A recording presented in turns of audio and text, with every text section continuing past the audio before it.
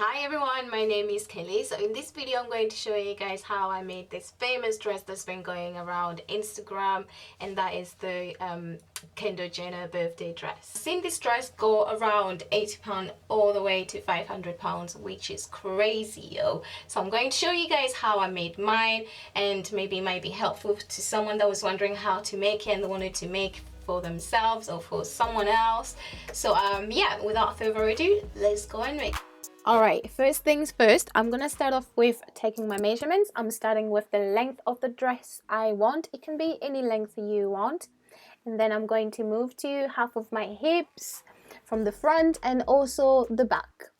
I'm also gonna take the measurements for my lower back as well. Placing the paper on the table, I got this one from the post office. I'm sure you can get it from most local shops. So I'm just going to take my tape measure as well. I'm going to start marking on the paper, first being the length of the dress and also the width of the hips. Once I'm done doing that, I'm going to take my ruler and I'm going to place it on the paper where I've been making little dots. I'm just going to draw a straight line meeting all the corners, and you will end up with a square like this. After you're done doing that square, you're going to fold it in half and you're also going to cut it, and you should be able to end up with a triangle. Why am I saying triangle? Rectangle.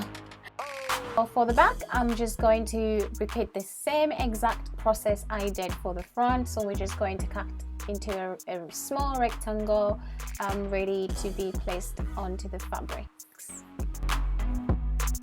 I absolutely love this fabric. Not only it's royal blue, but it's also velvet, which is one of my favorite fabric. So I'm just placing it down and folding it into a rectangle like this, and then I'm going to take the rectangle from the front that we cut and I'm going to place that onto the fabric into a diagonal way.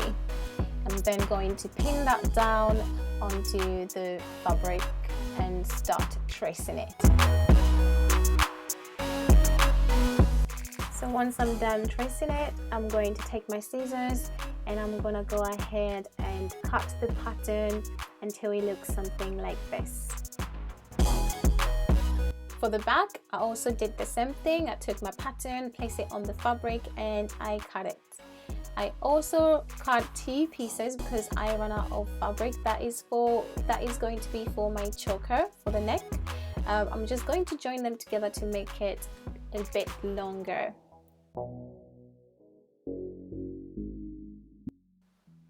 For the lower back, I measured 7 centimeters in width. So I'm going to fold that later to make a stripe for the back. I mean, it really depends how big you want it to be. You can make it smaller.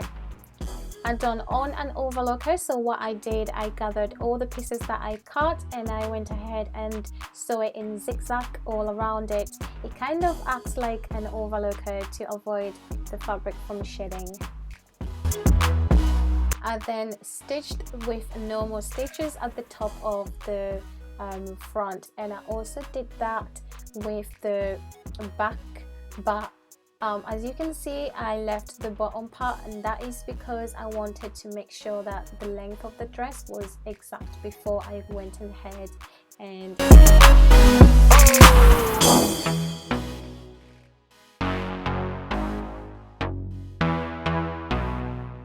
so for the neck stripe or band, whichever you want to call it, I went ahead and sewed the two pieces you saw at the start to give it length, and then I folded it in half and sewn it from the start all the way to the bottom. With a safety pin, I went ahead and flipped the choker inside out so it looks like this, and then I pinned it to the front fabric and sewed it from the top all the way to the bottom until it looks something like this. Next, I folded the front of the dress into half, so I'll be able to mark it where I want the back half to start. You might want to do this by placing the front side onto yourself, so you'll be able to see where you want the bottom half to start. So this is actually my last clip. I'm not sure where exactly the other clip is. I think I don't know, I probably didn't record it, but what I went and did is just sewn all the way to the bottom, and that's it, the dress is done.